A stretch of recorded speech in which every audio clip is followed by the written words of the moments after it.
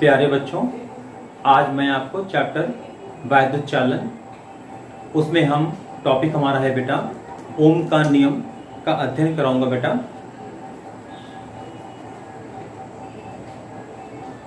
ओम का नियम।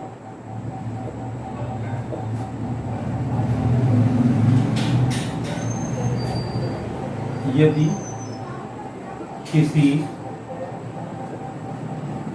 चालक की भौतिक अवस्था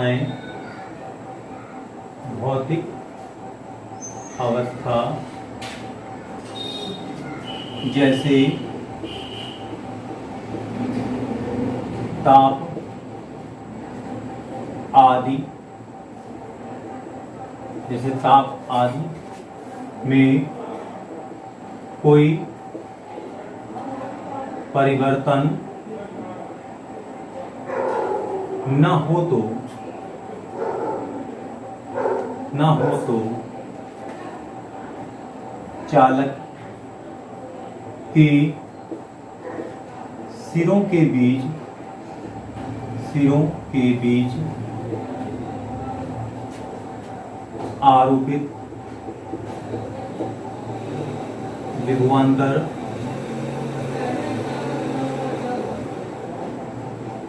व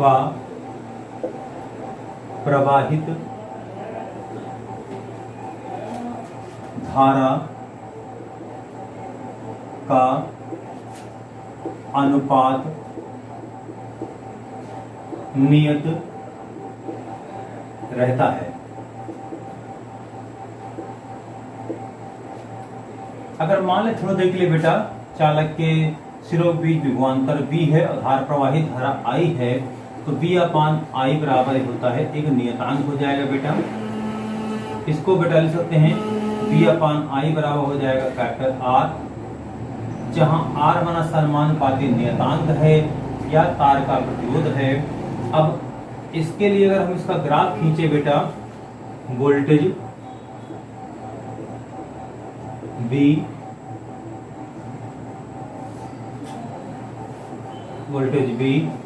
और धारा I के बीच कोई ग्राफ खींचते हैं और ये अगर धातु के लिए हो बेटा तो आपको एक स्ट्रेट लाइन मिलेगा, एक सीधी रेखा मिलेगा। इसका यही मतलब हुआ कि इन दोनों का जो अनुपात होगा बेटा वो नियत होगा। इन दोनों का अनुपात जो बेटा होगा क्या होगा? नियत होगा, कांस्टेंट होगा। इसका जो वोल्टेज भी होगा, धारा I जो होगा, जो भी मान होगा, हमेशा इनका वैल्यू क्या होगा? एक समान आएगा। तो यहाँ पे कोई वैल्यू ले ली जाए और ये वैल्यू ली जाए, इसका ये वैल्यू ले ली जाए, ये वैल्यू ले ली जाए, तो इनका जो वैल्यू निकलेगा, इनका अनुपात जो होगा बेटा वो हमेशा क्या होगा? अगर नियत है, अगर ऐसा है तो हम लोग कह देते हैं कि यह चालक ओम के नियम का पूर्णतः पालन कर रहा है। अब इसका मात्रक यहाँ पे हो जाएगा R का, यहाँ कह सकते हैं वोल्ट प्रति एम्पियर, या इसको ओम भी बेटा कहते हैं। ओम होता है, यहाँ पे मेरे ख्याल में आपको समस्या नहीं होगी। अगला टॉपिक बेटा हमारा है अपवाह वेग के आधार पर ओम के नियम की व्युत्पत्ति, क्योंकि बहुत ही महत्वपूर्ण है बेटा। माना एक चालक तार की लंबाई small l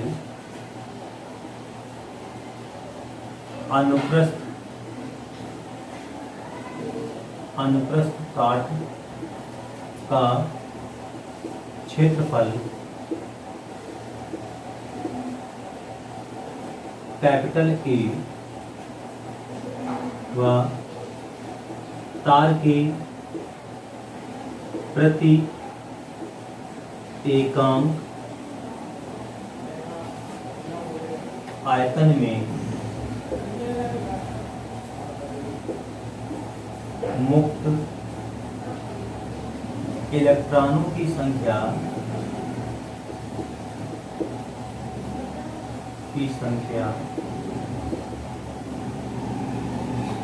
small n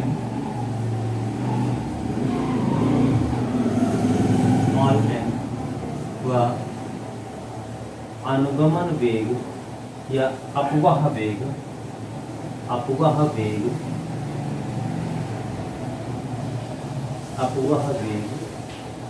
vd, तो चालक तार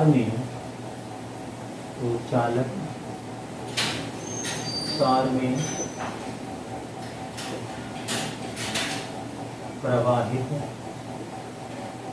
धारा I बराबर NEABD, समीकरण नंबर 1। हाँ तो बेटा I बराबर NEABD, जहाँ स्मॉल e इलेक्ट्रॉन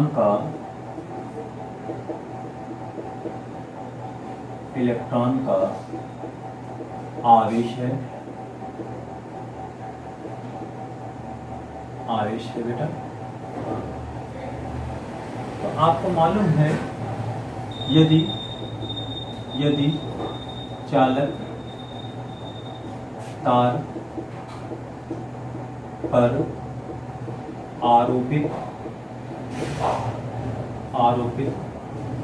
विभवांतर कैपिटल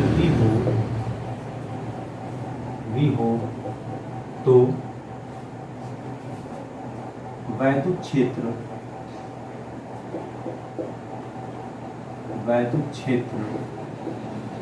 E बराबर आपको मालूम बेटा B/L होता है, क्योंकि जो हमारा तार है वो L लंबाई का है, तो वैद्युत क्षेत्र हमारा E/B/L होगा बेटा।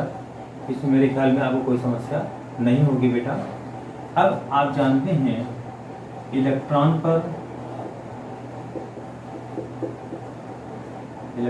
पर वैद्युत क्षेत्र के कारण आरोपित वैद्युत बल F, आपको मालूम है F बराबर हो जाएगा बेटा E इंटू कैपिटल E हमारा इलेक्ट्रॉन का आवेश है, तो F बराबर हो जाएगा E, और E का मान है कैपिटल B/L। इसमें मेरे ख्याल में आपको कोई भी समस्या नहीं होगी। यदि इलेक्ट्रॉन का द्रव्यमान स्मॉल m हो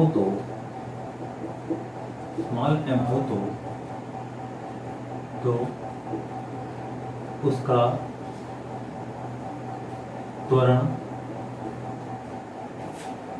A बराबर F/m, A बराबर हो जाएगा बेटा, F की वैल्यू आपने निकाला है बेटा EV/m × L, इसको मान लीजिए समीकरण नंबर 2। तो जब ये बल EV/L होगा तो बेटा जो भी इलेक्ट्रॉन का द्रव्यमान m होगा तो उसका जो त्वरण होगा वो इतना होगा, इतने त्वरण से वो एक्सेलरेट होगा। तो A का मान हो जाएगा EV/ml, ये बन गया समीकरण नंबर 2। यहाँ तक मेरे ख्याल में आपको कोई भी समस्या नहीं होगी बेटा। ओके, हाँ बेटा, A बराबर था EV/ml था बेटा, जिसको समीकरण 2 मैंने माना था। जैसा कि आप जानते हैं जब किसी तार में कुछ हम देखो आरोपित करते हैं, तार धातु का होता है, धातु छोटे छोटे कण होते हैं, तो इसमें जब कोई आवेश प्रवाहित होता है जिसके कारण से बेटा उनके जो इलेक्ट्रॉन होते हैं बार बार टक्कर मारते हैं। टक्कर मारने से क्या होता है, जब इनके बीच एक ऊष्मा पैदा होती है, तो ऐसी अवस्था में जिस कण का वेग होता है उसमें वेग कहलाता है। और जब टकराते रहते हैं लगातार तो बहुत स्मॉल जो समय अंतराल होता है जिसे कहते हैं श्रांति काल, उस रिलैक्सेशन टाइम के लिए ये टकराते हैं, उसको टाउ कहते हैं बेटा। तो ऐसी स्थिति प्रारंभ में जो इलेक्ट्रॉन होता है जब धन आयनों से टकराते हैं तो उस अवस्था में विराम अवस्था में होते हैं, जिसके कारण उसका वेग शून्य होता है। तो उसका जो अंतिम वेग होता है वो हमारा ए टाउ 1 के बराबर हो जाता है बेटा। लेकिन जब टक्कर लगती है तो उसमें उसमें वेग पैदा होता है, इसके कारण से अब उसके कुल वेग में कुछ बदलाव आता है, परिवर्तन आता है बेटा। जो परिवर्तन आता है वो वेग हमारा कुछ ऐसा होता है, किसी एक इलेक्ट्रॉन के u1 प्लस ए टाउ 1 होगा। इसी प्रकार अन्य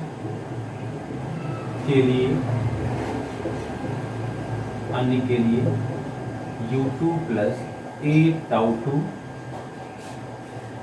u3 प्लस ए टाउ 3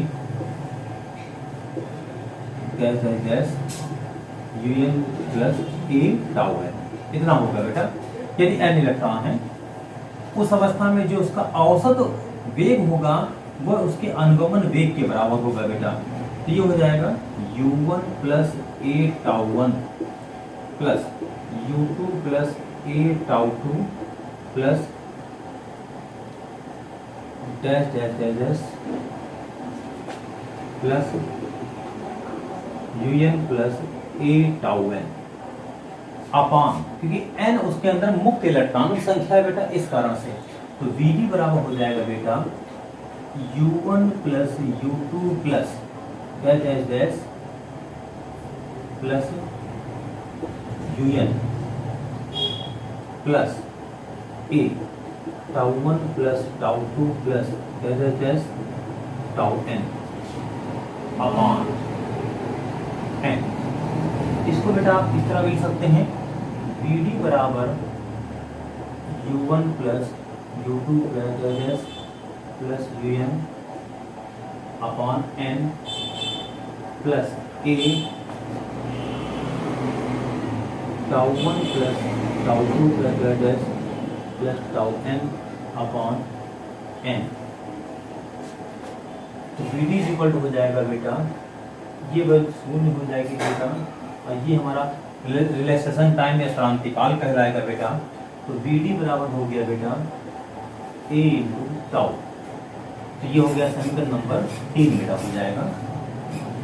अब यहाँ पे जो औसत वेग होता है टक्कर में वो आपस में ओवरऑल जो परिणामी होता है वो शून्य हो जाता है लगातार टक्कर मारने के कारण से, और ये हमारा रिलैक्सेशन टाइम या क्रांतिकाल कहलाएगा बेटा। तो A टाउ हो जाएगा, जहाँ टाउ हमारा दो टक्करों के बीच, जहाँ टाउ दो टक्करों के बीच का समय है, जिसे क्रांतिकाल कहते हैं।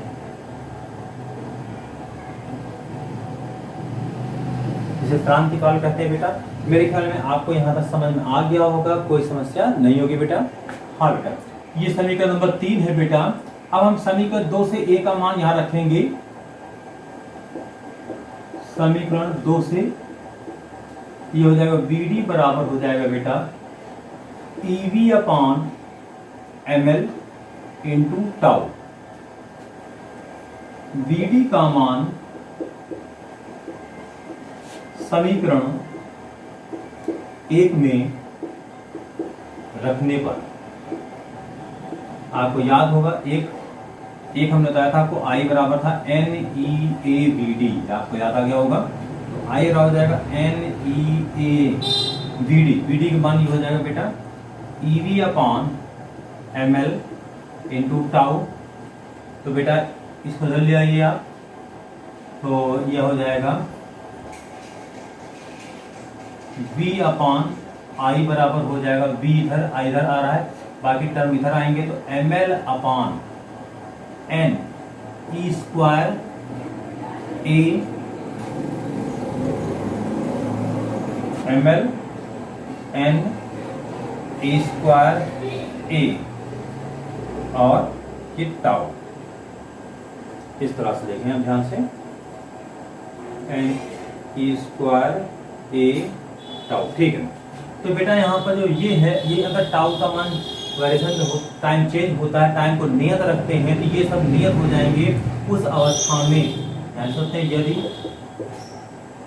ताप नियत हो ताप नियत हो तो उस अवस्था में क्रांतिकाल आपका लगभग कुछ नहीं होगा, जिसके कारण से उसमें कोई बदलाव नहीं आएगा। तो V/I बराबर एक नियतांक होगा बेटा, कांस्टेंट होगा।